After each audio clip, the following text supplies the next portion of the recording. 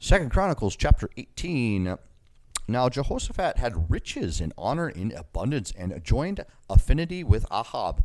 And after certain years he went down to Ahab to Samaria, and Ahab killed sheep and oxen for him in abundance, and for the people that he had with him, and persuaded him to go up with him to Ramothgilead.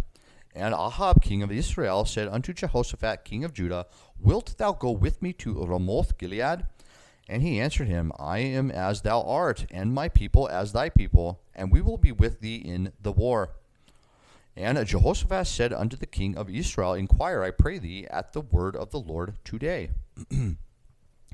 Therefore the king of Israel gathered together of prophets 400 men, and said unto them, Shall we go to Ramothgilead to battle, or shall I forbear?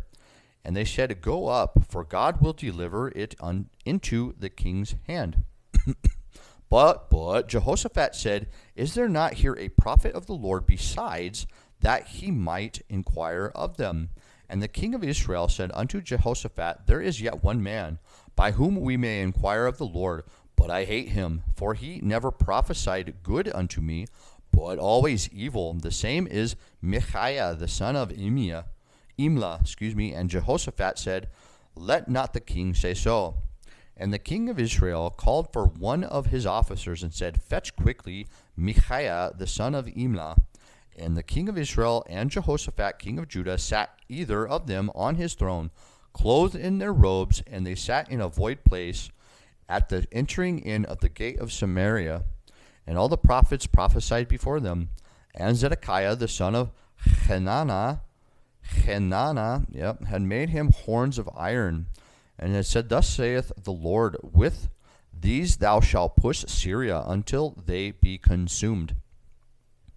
And all the prophets prophesied so, saying, Go up to Ramothgilead, and prosper, for the Lord shall deliver it into the hand of the king. And the messenger that went to call Micaiah spake to him, saying, Behold, the words of the prophets declare good to the king with one assent. Let thy word, therefore, I pray thee, be like one of theirs, and speak thou good. And Micaiah said, As the Lord liveth, even what my God said, that will I speak. And when he was come unto the king said unto him, Micaiah, shall we go to Ramothgilead to battle, or shall I forbear?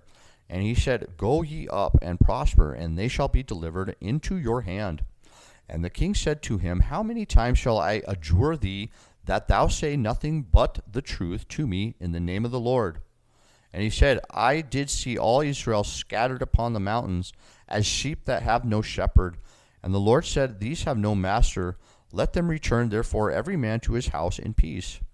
And the king of Israel said to Jehoshaphat, Did I not tell thee that he would not prophesy good unto me, but evil? Again he said, Therefore hear the word of the Lord. I saw the Lord sitting upon his throne, and all the host of heaven standing on the right hand and on his left. And the Lord said, Who shall entice Ahab king of Israel, that he may go up and fall at Ramothgilead? And one spake, saying after this manner, and another saying after that manner. Then there came out a spirit, and stood before the Lord, and said, I will entice him. And the Lord said unto him, Wherewith? And he said, I will go out and be a lying spirit in the mouth of all his prophets. And the Lord said, Thou shalt entice him, and thou shalt also prevail. Go out and do even so.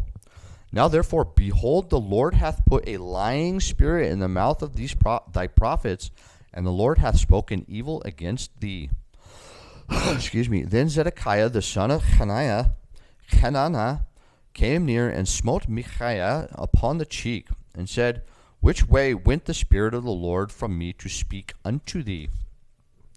And Micaiah said, Behold, thou shalt see on the day when thou shalt go into an inner chamber to hide thyself.